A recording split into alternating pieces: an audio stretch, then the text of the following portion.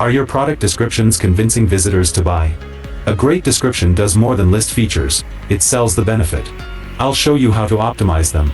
Welcome back to Guide with Samuel. Your product description is your #1 salesperson. First, structure it for scannability. Use short paragraphs, bullet points, and bold text. No one reads a giant wall of text. Focus on the problem your product solves and how it makes the customer's life better. Naturally, include relevant keywords for SEO, but write for humans first. Answer their unasked questions about sizing, materials, and use cases. A crucial pro tip, use power words and sensory language. Instead of soft shirt, try butter soft feel. Tell a mini story. This creates an emotional connection and makes the product more desirable. And just like that, you can transform a boring spec list into a compelling reason to buy. A powerful description directly boosts your conversion rate. What's the biggest challenge you face when writing descriptions? For your final question, subscribe for our next video on how to install Shopify apps.